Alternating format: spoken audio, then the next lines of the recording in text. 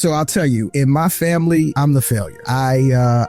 People laugh when I say that, but it's the truth. If you know my family, so I've got an older brother who played professional football. He played college football at the University of Tennessee and won a national championship on their '98 national championship team alongside T. Martin and Peerless Price. And then I've got a younger brother. I call him younger because I can't say I'm the bigger brother. He's 6'4.5", and me personally, I'm 5'9", standing on a box. And so he played professional basketball. The very first time I knew I wanted to be a doctor was standing on a baseball field, about 12 years old. There was a gentleman that pulled up in a Porsche 911, old school. It was black with black rims, black interior. He hopped out, had scrubs on, and when he walked up to the field where everyone was, all of the baseball moms were swooning and looking. All the dads kind of looked like they wanted to be him. And I heard one of the women ask him what he did for a living, and he said he was an anesthesiologist. You are listening to the Global CTE podcast with your host, Sylvester Chisholm. Welcome, my friend, to another episode of the Global CTE podcast. I'm your host, Sylvester Chisholm. This is the place where I interview the best, the brightest, the movers, the shakers, and the innovators. Today, we are in for a special treat. I have Dr. Laveil Allen, one of the executive medical directors at Vanderbilt University Medical Center. This is part of our Black and CTE series where we celebrate two things that are really important to me personally, Black History Month, as well as Career and Tech Education Month. Now, let me tell you a little about Dr. Allen. Dr. Allen is a native of Nashville who began his journey at Tennessee State University before earning his medical degree with honors from Meharry Medical College. He completed his transitional intern year at Harvard Medical School and went on to complete his residency at Tulane University Hospital and now serves as executive medical director at Vanderbilt University Medical Center. He is duly appointed in the Department of Emergency Medicine and Radiology and Radiological Sciences. He leads the Diagnostic Radiology Clerkship at Meharry, advises the Meharry Vanderbilt Student Alliance, and earned his Master's of Management in Healthcare from the Vanderbilt Owen Graduate School of Management. But his leadership extends beyond clinical medicine. Dr. Allen serves on the Board of Trustees at Meharry Medical College and is chairman of the Tennessee State University Foundation. He is not only practicing medicine inside the hospital, he is helping steward the future of institutions. And what makes this conversation even more meaningful for me personally is Dr. Allen isn't just today's guest. He's one of my very best friends. I've had a front row seat to the discipline, character, and intentionality behind his journey.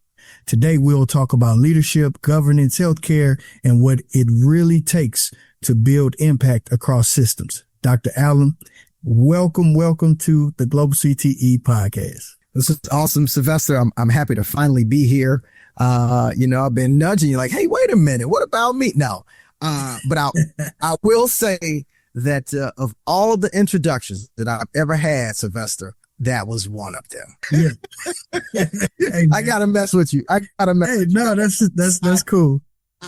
I appreciate that introduction, Vess. Means a lot. You have supported me throughout this journey. It's been awesome to see your rise, what you've meant to your community, to honestly business around the St. Louis area, and now honestly nationally and globally as it relates to so many different aspects of entrepreneurship and what I'll say like philanthropy. So thank you. I don't know if I'm the best, the brightest, all of those things. I'm just another guy who is trying my best to make impact on the world, following in your footsteps, sir. So, hey, man, that's cool, man. I appreciate that. But today we're celebrating you, the work that you're doing, and I'm here to extract all the knowledge and insights and share with our learning community. Here is so many times where I know you and I having these personal conversations for hours and hours and I'm like, man, what if you knew that in high school, or what if you knew that in middle school, or what if you had been, for transparency. Okay. So perspective, we both started out going after undergraduate degrees in biology. I have my undergraduate degree in biology, but as you can see here, my good friend, Dr. Allen, took it all the way. Entrepreneurship was for me and education was for me in the long haul. But I always think like, well, what if you and I had met you when we were in high school? But anyway, let's talk about the origin story. We heard the bio. So Laveil, how do you get here, man? What's the origin story? Yeah. So I'll tell you, in my family, I'm the failure. People laugh when I say that, but it's the truth. If you know my family, so I've got an older brother who played professional football. He played college football at the University of Tennessee and won a national championship on their '98 national championship team, alongside T. Martin and Peerless Price. And then I've got a younger brother. I call him younger because, I can't say I'm the bigger brother. He's 6'4.5". And me personally, I'm 5'9", standing on a box. And so he played professional basketball and now he's actually a coach with the Phoenix Suns organization. And then there was me, right? And so, for me being the middle child, you always put your elbows out and try to make your lane. And so I identified that, I wasn't going to be the tallest. I probably wouldn't be the biggest or the fastest on the field, although I did use sports, just like my brothers, to learn many, many lessons about, dedication, hard work, making sure you have follow through, finishing the things that you start. So many of those, those tenets that you learn in the sports realm, they transfer to life. And I think that's why a lot of people, if they can, try to get their kids in organized sports. That worked for me. But I'll say having those brothers on the bookends, it made me say, hey, listen, I want to find my own lane. And so I decided I wanted to be a professional student, realistically, right? And so just put my head down, worked at Dell Computers, actually, after graduating from Tennessee State University for about 2 years. In that moment, I knew I wanted to work at Dell for the rest of my life, right? That's what I'm thinking. I'm making six figures, believe it or not, at 23 years old. Yeah. And in my mind, I had it planned out. And my dad said, hey, son, you've always told me about this dream. Don't forget about that dream for this money that you see in front of you. You have a true opportunity to impact your community. So I ended up taking an MCAT. I got into Meharry Medical College, and I've just been wading through the water ever since. And in the process, I guess I went from wading to swimming, and then eventually hit land. And I think I'm there now. But a large component of that to me is making sure once you get landside, you get the rope and you throw it in the water and help try to pull other people across. And so happy to be here and talk about that with you. Oh, man, I like that. I just a quick personal story. I know I was trying to keep this so professional, but I just have to go back to when you were talking about Big Brother Mickey. And I remember us being in the dorm room and literally like we just finished watching Tennessee, blow somebody out during their national championship run. And you're on the phone like, yeah, what's up, big bro? And then you're like, oh, hey, what's up, T? Yeah, T. We're like, bro, are you talking to T Martin on the phone? like, come on, man. Like, who is like, man? Yeah, cool story. But that though is honestly, I just got off the phone with T about 2 days ago. Yeah. He's been on a run himself. He was offensive coordinator at USC in California. He has been the quarterback coach for Lamar Jackson with the Ravens, and I think he's trying to figure out his next step if he wants to do take on an offensive coordinator role. But what I'll say is in that vein, Sylvester, those guys were my mentors. Yeah. They didn't mentor me necessarily in academia, but they mentored me in life. And, what you see is what you want to be. And I saw greatness in them. And so I had to go and try to identify how can I find that in my own personal life? And sometimes I think as kids, we make the mistake of chasing the dream of others, be it an older sibling that you see, someone in the neighborhood, or the dream that your parents tell you that you should chase, versus the one that's authentic to your soul, your heart, and your goals in terms of what you're looking to accomplish. And so I think it's really important we find mentorship. But what I'll say is you need the mentorship to be tangible, but it doesn't have to be so concrete that you can't pivot.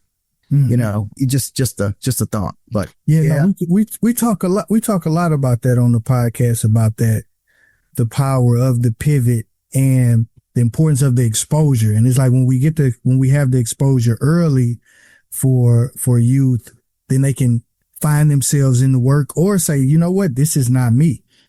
And that's okay. That's okay too.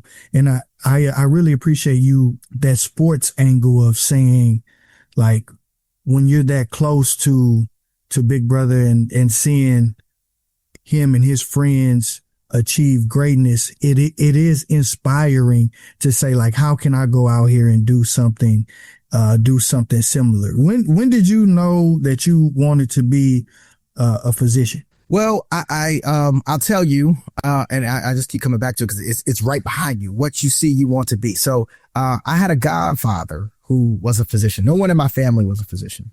My godfather, who was the husband of my mom's best friend, he was a surgeon. And so I would see him with his medical bag. I didn't know exactly, where he was going, what he was doing, but it looked cool. Right. And when we were kids, we all had our white coats. It's like, oh man, this guy's doing that as an adult. So I had him as someone to see. Didn't really talk to him too much about the profession. He was one of those people who was actually smart. At least I think smart. Sometimes when you try to guide people into things, they rebel against it. Yeah. So I really didn't talk to him about medicine until I was in medical school, believe it or not. But if I were going to tell you the honest to God truth, Sylvester, someone is my best friend, you will call me on it if I don't. The very first time I knew I wanted to be a doctor was standing on a baseball field, about 12 years old. There was a gentleman that pulled up in a Porsche 911, the old school. It was black with black rims, black interior. He hopped out, had scrubs on. And when he walked up to the field where everyone was, all of the baseball moms were swooning and looking. All the dads kind of looked like they wanted to be him. And I heard one of the women ask him what he did for a living. And he said he was an anesthesiologist. And so from that moment on, I wanted to be an anesthesiologist. Right. And we could talk a little bit later about how medicine, in terms of your path that you choose, is a little bit different than I thought it was going to be. But that was for me, truthfully, the medical path of I'm going to do this. And it may have been the swooning, it may have been the car, it may have been both, right? Man, I appreciate the authenticity and honesty in that story. It's like, we're like, hold on, who's that? Who just pulled up? But no, that's a great story. So the healthcare industry is one of the top industries that we are preparing students for, across school systems nationwide. Yeah. I'm curious if, like, knowing what you know now, what would you suggest if we were trying to prepare students in middle school or in high school for a career as a physician? Okay. I might take a step back and then get to that last part. Okay. And what I'll say that I think is really important is that when people think of healthcare, they only really think a lot of times of physicians and nurses. But in what you do, your educational spectrum, and your reach, there are so many different fields associated with healthcare. There are technologists. Those technologists can work in cardiology and help with electrophysiology when you're getting your EKGs.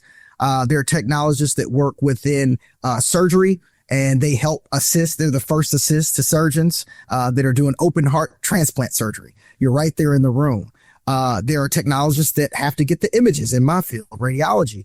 They are the people that capture the images. And all these people make, I think, a very healthy wage. In addition, you've got healthcare executives. We need those. Right. In healthcare, you've got insurance companies. Folks can figure out how to navigate that. There's so many different components when we talk about medicine that I think when you talk about continued education, in starting early on identifying what are the options. And I guess that's where I'm really trying to get to. There's so many different options, and a lot of times you don't know them. And the only way you may know it is if you have a cousin or a sister or auntie, or, if you're blessed enough, a parent that's in one of those fields, and then it can kind of shepherd you into it. I think back when I was in New Orleans, I remember hearing about like the tugboats, right? In New Orleans on the Mississippi River, they've got tugboats. And what you'll find is that the captain of these tugboats are successors of their family's legacies. It is Junior drives Senior's tugboat, and then eventually Trey, right? And whoever the fourth drop, they all have this lineage. And I think in that industry, they've locked down kind of, to me, when I think about it, of if you see it, you can do it. If you never see it, you don't know it's a possibility. And so, that's just another industry that I think of. Hopefully. No, it's so powerful. So within this same series for our Black and CTE series this year, I had Dr. Nzinga Williams on, who leads the internship program at Wells Fargo. And she was talking about similar things. Like, when would you come across investment banking as a career if it was not a family member or a relative, a parent? So there are certain career pathways within the industry that, like you said, if you have not seen it, if you haven't been exposed to it, then how would you know that you have that desire to be in that? And I just did, based on your conversation, what you just said, as a radiologist, and you can correct me here if I'm wrong, but I threw this in the chat GPT real quick. I said, what are all of the careers connected to a patient coming in to receive, to have imaging done by a radiologist? And these are the careers: emergency physician, primary care physician, orthopedic surgeon, nurse practitioner, physician assistant, registered nurse, medical assistant, patient registration specialist, health unit coordinator, insurance authorization specialist, medical coder, referral coordinator. Like, there's so many things that go into like what you just did. Radiology coordinator, radiology assistant. I mean, there's so many different pathways. And to me, I think as we look at the changing, landscape of honestly employment in the United States with, everybody's talking about AI, this ominous monster out there. You do have to me, look at all these different careers and figure out, well, what is something that maybe AI can't touch as easily, right? What is something where I can assist AI, and so I think more than ever, what it is that you're doing, teaching, and getting out to the masses is extremely important. And so that's why for me, it was really important to be here. And again, I thank you for having me. Yeah, no, I definitely, I appreciate you presenting the full spectrum on, the opportunity landscape that exists there. But now I'm going to go back to my question. Yeah. Okay. If let's just say because I'm trying to think about this from the perspective of the person who has the physician in the household or in the family, or, close proximity. Like, what are those insights that could be garnered to highlight to students? So, or even for like our educators to even just think like how we can better prepare that student who says, oh, I want to be a pediatrician. Oh, I want to go into family medicine, or, those sorts of things. So like, what are some of the skills that you think are important to, to start preparing for early? Yeah, no, absolutely. And I apologize. I was a little tangential on thought, but no, it was perfect, because I think you just brought up, like, you ran down the spectrum of opportunity. I think people need to see that for sure. Yeah. So I would, number one thing I'd say to you is test taking, honing your test taking skills, because every step along the way, as you're stepping out to become a physician, you've got to take tests. And so, I would say if you can, getting into, some type of course and or mentorship with your teachers who they've all taken tests, and they write them as well, can help you understand, ideals of, getting it down to 2 answers out of 4, right? And increasing your odds and your chances, eliminating, wrong answers when you can. If you're doing verbal passages, do you really need to read the whole passage, or do you read the question first and then go in and extract, what it is you're looking for? So that's important.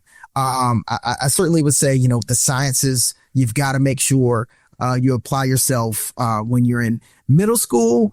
What I've kind of seen and what the people I talked to when they were doing, at least we used to do hands-on dissections, they may do it via computer now.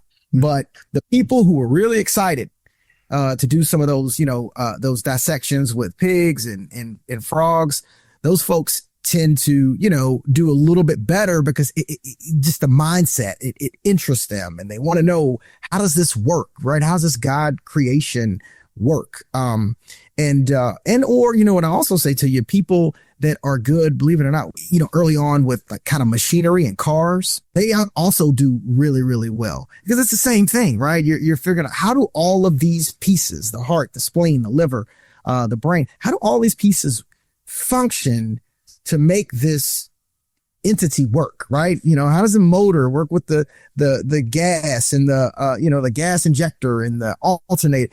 So those folks do well as well. So I'd say, in that spectrum, those kids, if you're seeing that out of your kid, don't just think that all he can do is work at Meineke. No, he or she, if they apply that differently, they can be an amazing engineer, right? They can be an amazing physician. And what we also see a lot of times, Sylvester, because I work on the admissions board for getting folks into radiology and also into med school. Folks come from the engineering field a lot. They go there. It's not what they think is they want it to be. And then they cross over into medicine. Because it's how do things work? So that would be, what I would say, early on. I would say, the skill sets that you need, you've got to be able to lock in on a goal. And I think that's a lot of times with sports, that's what that can teach you. Chess can teach you that, being on the chess club or, being a mathlete, saying that, hey, I want to go out and I want to be the person who's the lead in the play. When you start talking about, the theater, there are different realms. There's no one way to do it. However, I think it's a mindset. You have to be goal oriented, solution oriented, and then you figure out your path of how you get there. But you start with a goal first and then work backwards. And I think if you do that, you can't be stopped. And so that was my approach. Like I said, honestly, it was a gentleman that hopped out of a Porsche and that was my goal. So how do I get there? Yeah. All right. And I just figured out how to navigate it myself. Yeah, man. Okay. I want to say this, and I'm curious to hear your thoughts on this. One of the keys to success in any field of endeavor, any field of the human endeavor. Yes, to find achievement. To the noobs. Just delayed gratification. The power of delayed gratification. And I personally, as just watching you as one of my best friends, I see, man, that is one of if someone asked me about Laveil, Dr. Allen, I would say one of his superpowers is his ability to persist. So talk to me a little bit about the role of delayed gratification. Yeah. X everything I said before. If there's one trait I think that you have to have to me to enter into medicine, it is just that. It's delayed gratification. On this journey, you will see your friends that are investment bankers.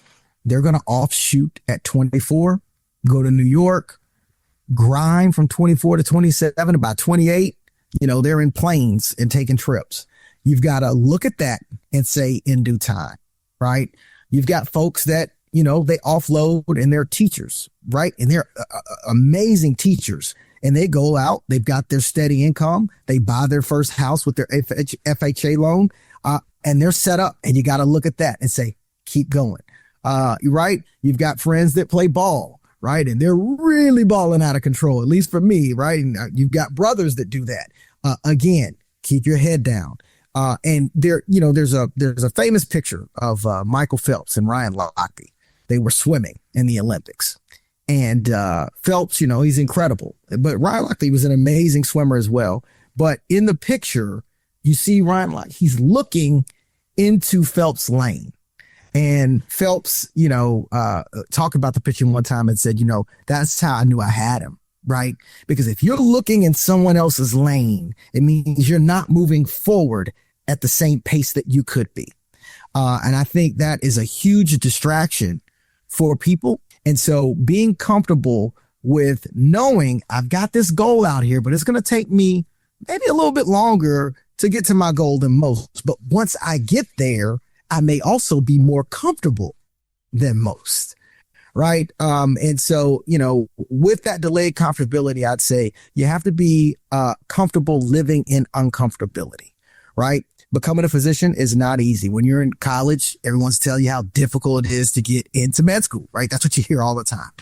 And, it can stress you out. When you get into med school, for folks that are watching this that aren't there yet, guess what? People are going to tell you becoming a radiologist or becoming a plastic surgeon or becoming an anesthesiologist, it's impossible, right? You can't do that. You just need to focus on being an internal medicine doc, right?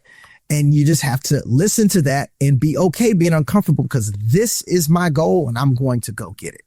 And I think the same thing applies when you get out and you're looking to, where you want to do your residency, where you want to work, how high you want to go within your particular field or subset. People will always tell you what you can't do based on their own fears. And what you have to do, to me, is tell yourself what you can do on your own beliefs. And no one should believe in you more than you believe in yourself. Well, maybe your parents, right? They believe in you when you're too dumb to believe in yourself. But besides that, I would say that one. I got lucky though as well. And it's something we haven't talked about here. If I'm being honest, as a African-American male, and that is also your friend group is really important. Mm-hmm. And for me, I just said, no one should believe in you before you believe in yourself. And I talked about my parents. I also got really good friends that, wrote in prefaces of their book that, Laveil Allen was going to be a world-renowned radiologist and spoke that into existence in his first book on entrepreneurship. He may or may not be on this call. And so I think that's important too, because those people have the ability to drive you towards success or drive you towards failure. I don't think your friend group, it doesn't stay in the middle. They drive you and you move along together. I really believe that. And some people, I think as you get older, that friend group dwindles down. And it makes some people sad. But honestly, if you look around, sometimes those folks are the people that are the most successful, because that friend group has dwindled down because you're now with those people that are really there for you, can counsel you and lift you up, because sometimes everybody don't want to see you win. And so, as they say, sometimes the things you lose are the things that allow you to win. And so, I sometimes see people, and this happens with athletes, right? They are successful on the court. They make money and they try to go back or keep it, and it hurts you as opposed to figuring out how to live in this new lane. And so that's something for me. I've been blessed because my friend group is pretty solid. Yeah.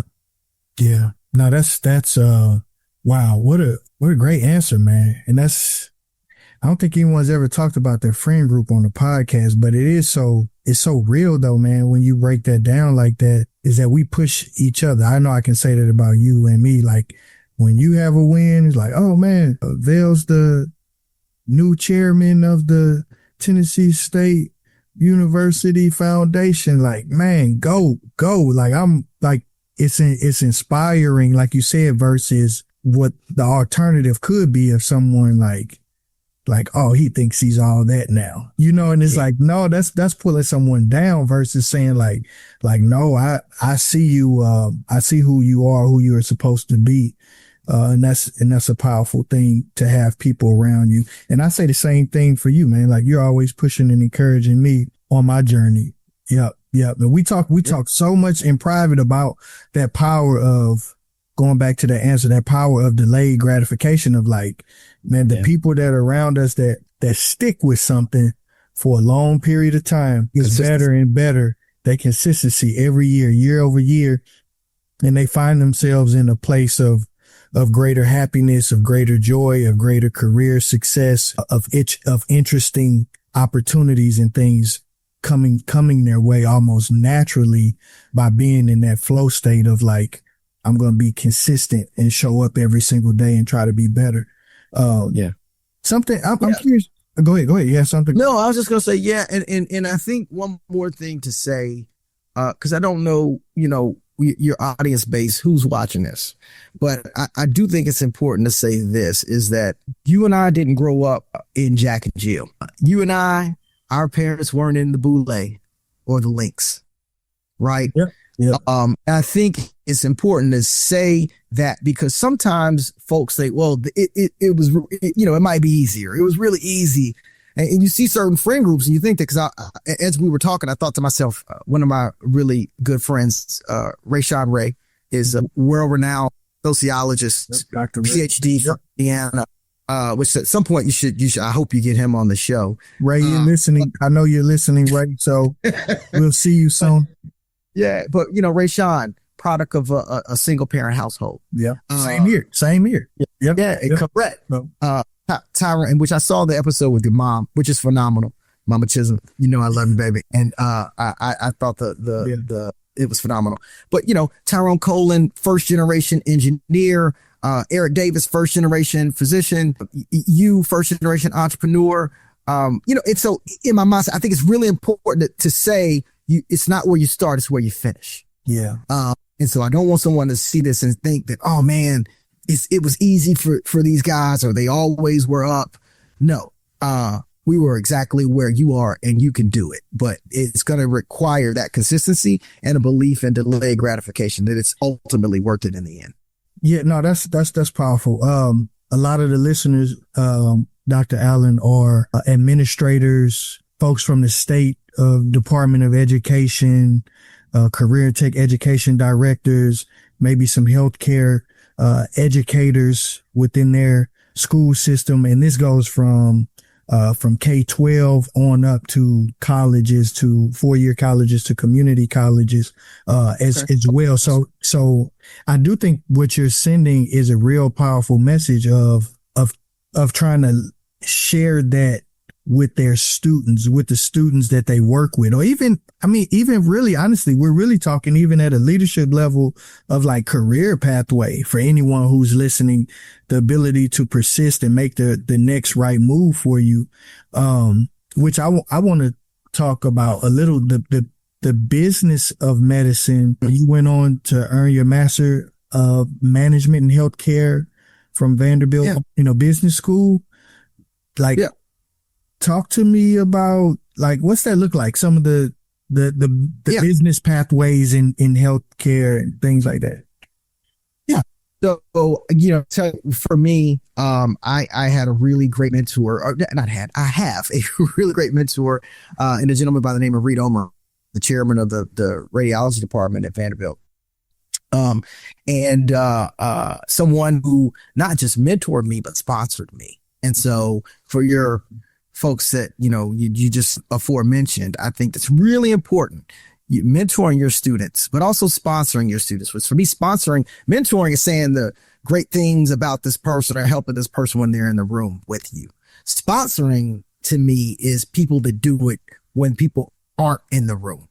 Right. And, so with Reed, he made me understand that yes, clinical medicine, is one component medicine, but there's also administrative medicine, and the administrative component in patients, but also can help the next generation of leaders that come in, because you're doing the hiring, right? You're doing the coaching of the staff that's there. And so that really interested me, because one component of my story, my journey that is important to me as a professional is making sure that more folks that aren't the typical demographic of physicians are exposed to the field and or have the opportunity to get into the field. And so that is why, the administrative part really interested me. And along the way, so the Master's in Management of Healthcare, it's essentially a hospital MBA is what it is. So you learn, the numbers, you learn where the bottlenecks are and how to deal with those. Certainly, the accountant and the finance. But you also, I think, learn what it is to be a leader, just across the spectrum. And so that truly, truly appealed to me because in some ways, depending on where you are and whatever business, you're the quarterback of that segment of the business. And so again, we talk about that. I think that cross-pollination of sports and life. And so that I took a joy in that, and that's some of what I learned in that MMHC program, and it's been applicable to life. I've been able to take that back, but I think to what we're speaking on today, the concept of lifelong learning is important, right? Yes. Continuing your education, it's important, and that was a piece of that for me as well. Not being settled on, okay, I have a medical doctorate.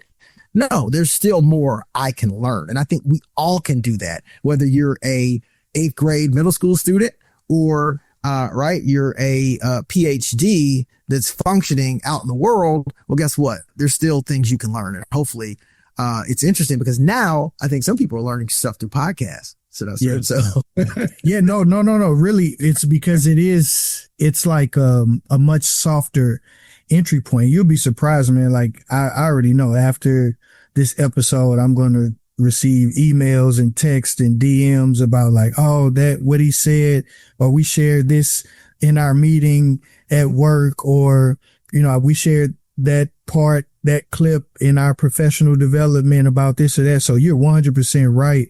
And especially when it comes off in a natural kind of way. I do want to go back to something. I didn't ask you this, and I would love for you to talk about it. Why radiology for you? And then how are medical students exposed to making that decision on the different types of physicians that they can go into or specializing in that way? Yeah. So for me, when I got into medical school, I actually thought you just got to choose what you wanted to do. I thought, you get in, you just choose. Unfortunately, it don't work like that. But that's a part of also being first generation, right? And so, the way it works essentially is that after 2 years, you study for 2 years in your basic sciences, and you take an examination. And that examination, how you do on that exam, determines really the rest of your life and what you can do. You could want to be an anesthesiologist or orthopedic surgeon, but usually the specialties, you have to have a higher score, to get into those fields. So that was one component. But I'll say the fact that I didn't accent on that my whole life, it may have put less pressure on me. So when I took that exam, right, I hadn't been thinking about it since I was 12 years old, right, that I have to take this exam and it's the rest of my life. So I did fairly well on that exam, which was a great thing, but it also was a bad thing for decision making, only because, depending on who you are, if you're limited by your score, it actually helps you make a decision. If you're not limited by your score, then your options are still a little bit ubiquitous and you've got to figure it out. Now, I mentioned that I wanted to do anesthesia, but I ended up with, as I was rotating through, I liked everything. I went to OB. I liked it. Man, I could be an OBGYN. I went to surgery. I liked it. Maybe I want to be an open heart surgeon. Internal medicine. I love the idea of primary care and impacting day in, day out health of patients. And then eventually I got to radiology, and I realized that it was the one that touched every single one of those pieces. The surgeon has to order a CT. Internal medicine doc has to order a chest x-ray. The OBGYN has to get an ultrasound. And I'm also, at least I consider myself somewhat of a people person, and it allowed me to interact with all these different facets of medicine. And so that's where I landed, thankfully.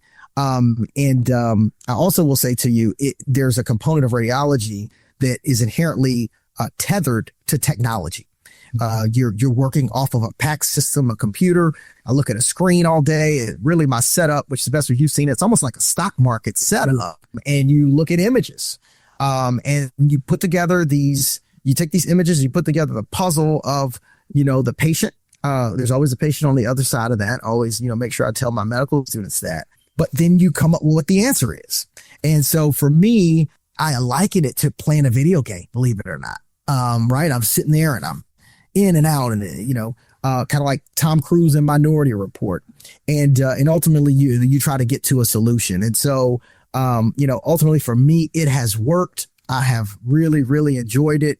And thankfully, I'll say not everybody has the same experience. And I do have some friends that they went into a career they didn't like, but they were able to switch. Thankfully, but radiology worked for me, and that's how I got there. So it wasn't on the bingo card, but I still won bingo, right? Some type of way. Yeah, I think you did. You brought it up, man, about your screen setup, which is leading me to think about AI. It's impacting every industry, every career field. How are you seeing the influence of AI for the future of, radiology, or how you're seeing it, maybe even through healthcare? Just curious. Yeah. No. Well, honestly, when they talk about healthcare, the first thing they jump to is actually radiology with AI. I know. Like, man, I know. I've texted you several times. Like, man, have you seen this? So yeah.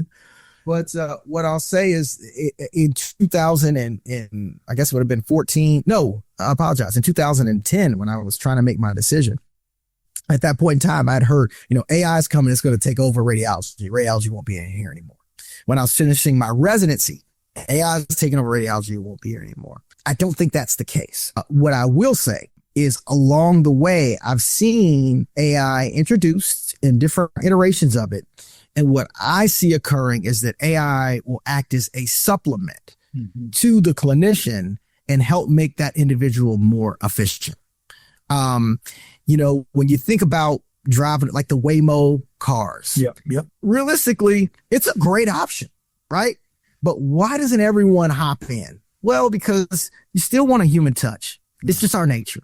You want to know that if someone's driving the car, they've got a heart and they want to take care of the people in the back, right? There's something amongst us of humans that I think you want that emotional touch. Now, some folks are okay with Waymo, but I don't think the masses are just yet. And we'll see. Maybe they eventually will be. I say that to say, if you correlate that to healthcare, you want to know that on the other side of that screen, remember I mentioned that for me, there's always a patient on the other end. Sorry. And when I think about that patient on the other end, it could be my mother, my father, a sibling, a friend.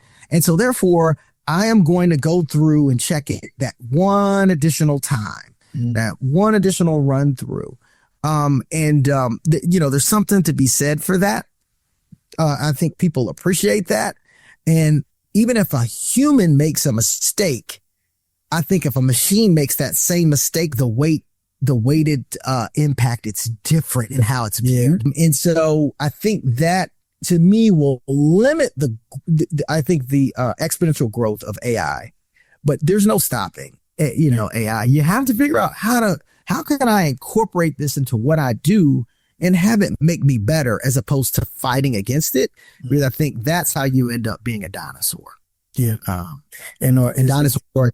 With that being said, I'm just curious, is there still a shortage of radiologists? Great question.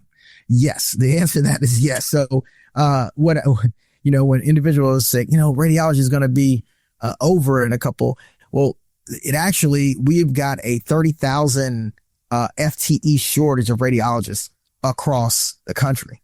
And so, as you know, Sylvester, supply and demand of radiologist salaries have almost doubled in the past 8 years. So still extremely lucrative. But what I'll say is that's why some people go into it. Hopefully it's not why most people go into it. Yeah. I think, from my perspective, when I'm looking to hire someone, I want to hire that individual because there's a shortage and it's needed to take care of our populace, our demographic, our community that's around us. Lead with that. You'll be able to take care of your family. However, I will tell you, I mean, you're an entrepreneurship. You do have to talk numbers, and your numbers have to add up for people. And thankfully, the radiology departments right now are able to pay a fair wage. That's good. That's really good. I know your community is important to you.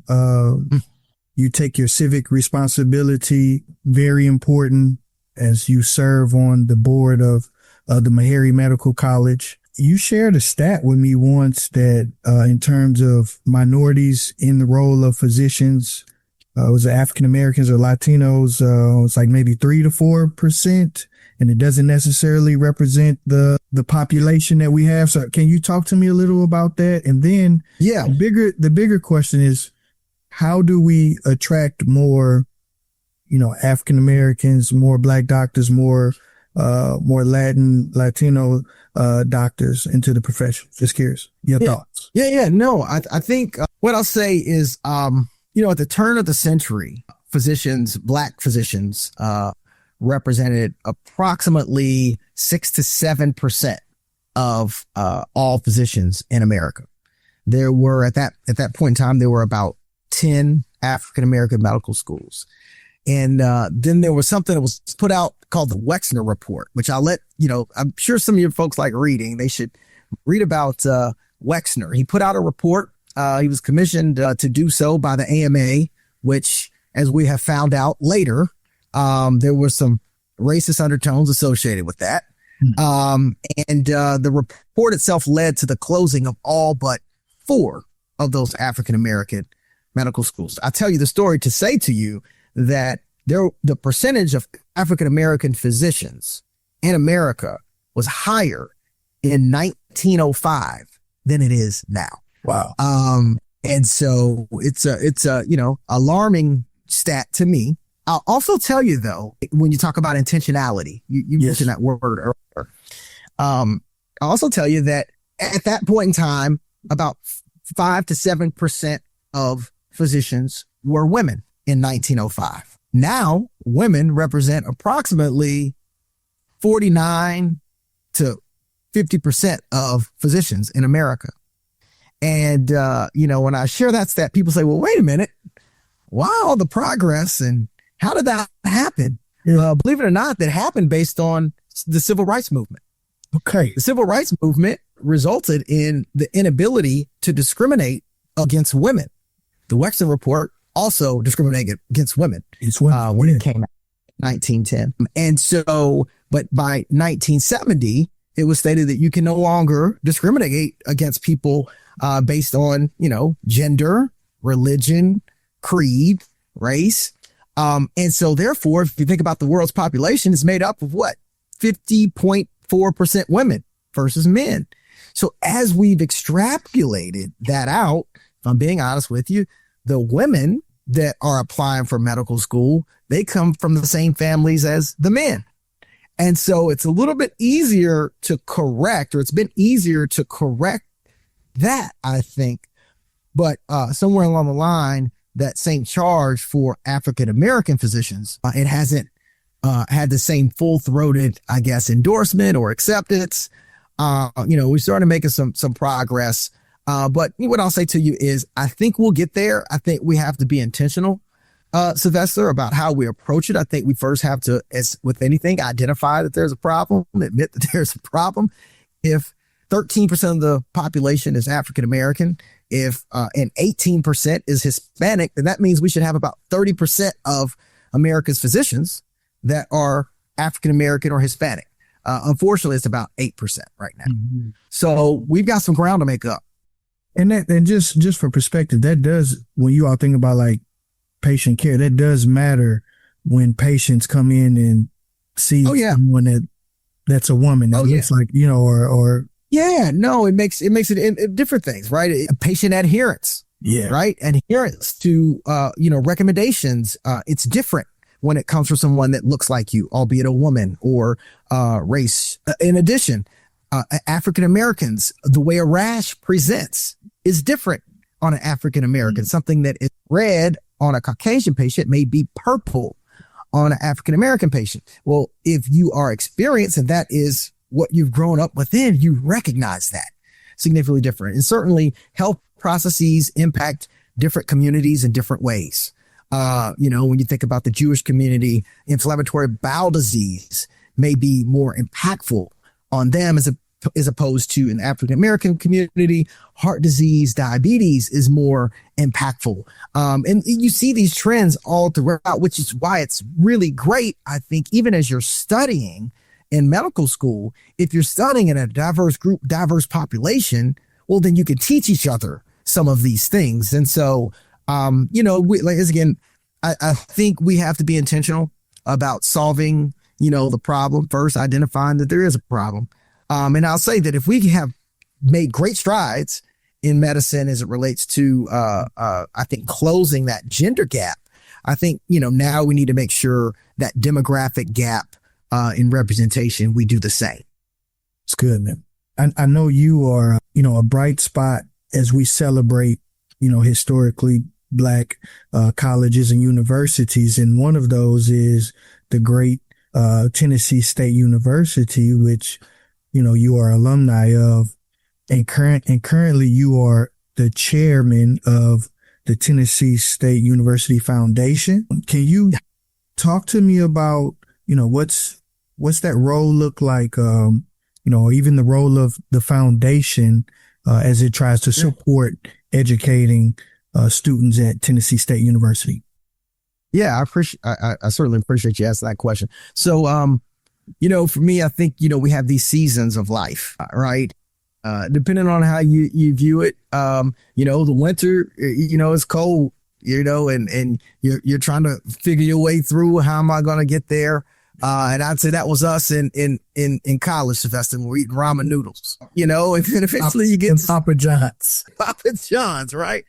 Eventually you get to spring, things get better. You see the green, right, of life. You see the green as it relates to, your finances, and able to do a few different things, I think, for your family, and know you could take care of your family. And then I think that next season is where I am now, Sylvester. And that is, it's summertime. For me, when I go outside, I like what I see for myself, but you can't stop there, in my opinion. You've got to go and circle back around into someone else's fall before they hit winter, or they may be in winter.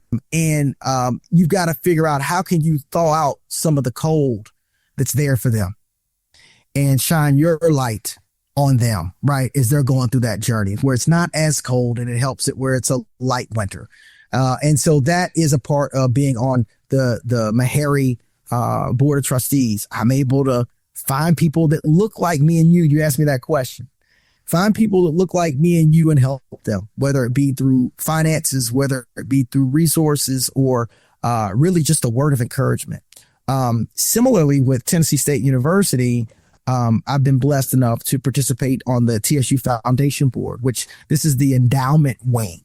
There's a board of governance for the school itself. That's the TSU Board of Trustees.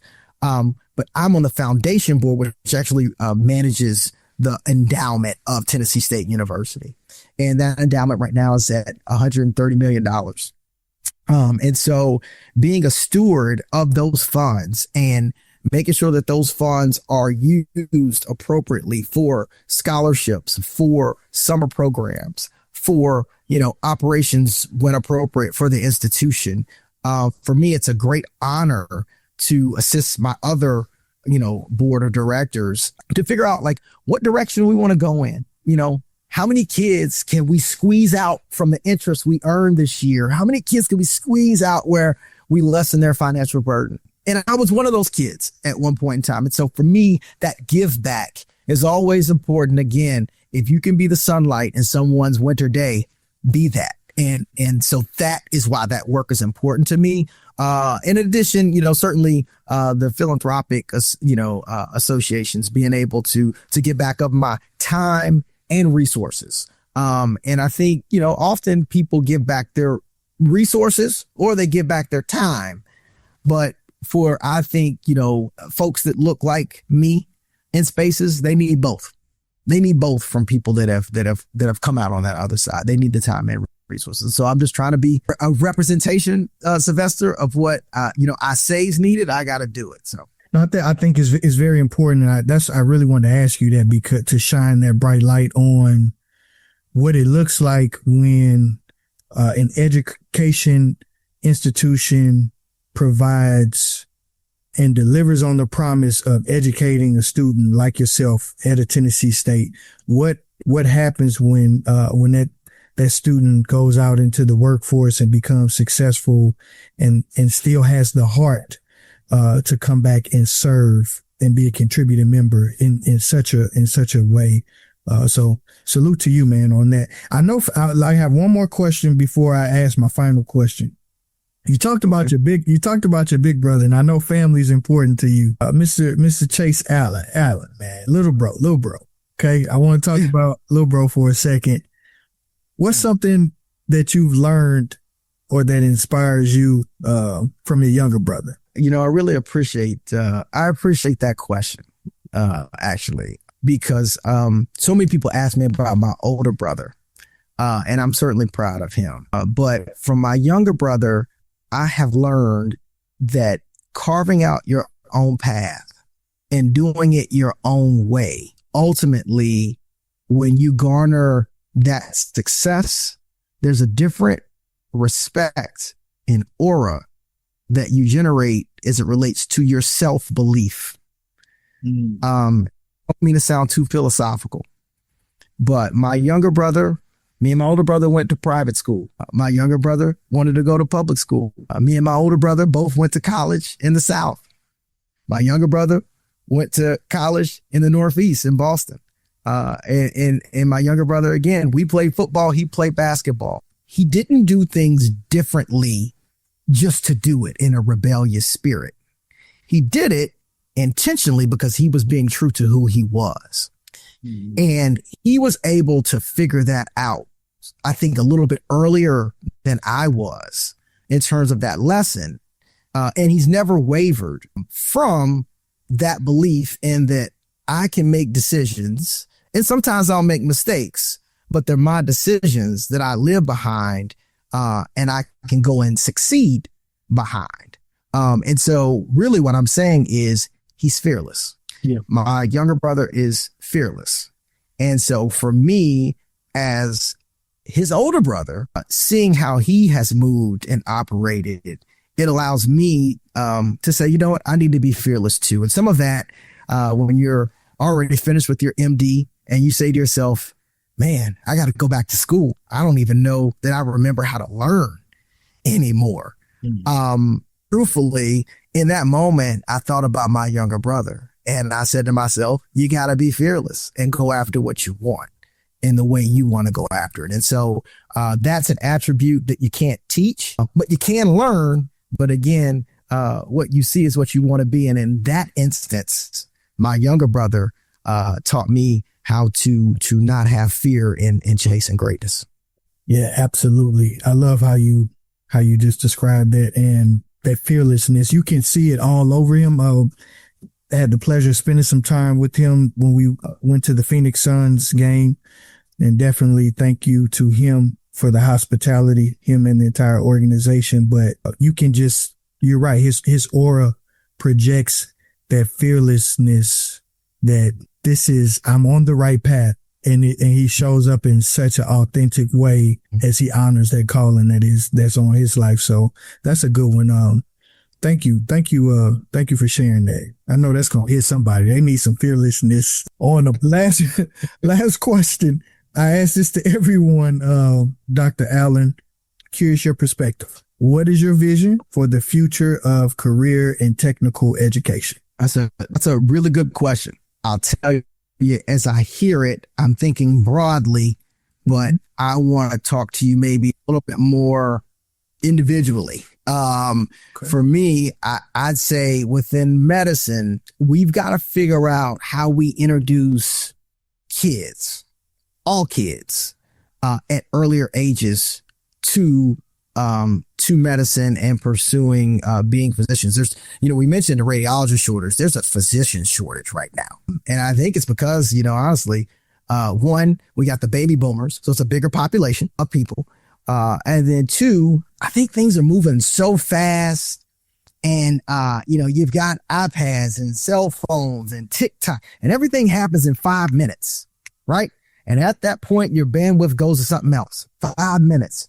And earlier we talked about delayed gratification and that consistency. And that's what it requires to pursue, medicine. But for me, if we can get into classrooms, community centers, churches, and really introduce people to medicine and the mission of medicine and how it impacts, the community and ultimately impacts your own health and or your parents' health, I think that will be really important. I'm looking to start something myself in the coming months. It's called Big Doctor, Little Doctor. If you think of big brother, little brother, big sister, little sister, in my mind, it's the same thing, in which there's mentorship and then hopefully sponsorship of people chasing that dream after they're introduced to it. And so for me on that level, I think that's important. I think on a macro level, I think what you're doing, podcasts, YouTube, social media, exposure of folks understanding how to improve your skill sets, maybe in previously non-conventional ways, but I think this is the new convention. And so I applaud you for being in this space. I'll tell you, keep chasing this, because I think at some point in time, it's normalized in the same way that, Macmillan textbooks were when we were kids. Right. And so that is kind of what I see. And I hope that's a decent answer. I think it's a great answer. I can't wait to learn more about this Big Doctor, Little Doctor program that you're standing up. I think that would be a powerful, very, very, very powerful. I wish I had something like that when I was a kid. But Dr. Allen, thank you so much for joining me today. This has really been a treat, man. I feel like as long as I've known you, I've learned a few things too about you. Yeah, man. You got a good heart, man. You got a good heart, man. And I appreciate that all the work that you're leading in the healthcare professions. Yep. Nothing but great things are here for you, for sure. If anyone wants to learn more about Vanderbilt, Meharry, any of Tennessee State, any places you want to point them to, any websites or directions, places they should look online? Yeah, I would say, mmc.edu for Meharry, TNState.edu for Tennessee State. And then for Vanderbilt, it's just vanderbilt.org. But, I would say each one of those institutions for me in a different way has helped form who I am, along with, the Harvards and the Tulanes. But I more than anything, what I would say is, Sylvester Chisholm, is that everyone that's watching this, whether you're a student or an educator, know, number one, you're important. Know, number two, that you can make a difference. You are making a difference, and you will make a greater difference. To stay on your path, stay in your lane, and swim your race. And Godspeed to everyone. I love it. Look, if you enjoyed this episode, don't be selfish. Share it with a friend or colleague who needs to hear all of the gems and insights that Dr. Laveil Allen dropped here on this episode. And until the next episode, remember, you don't have to be great to get started, but you have to get started to be great. Peace.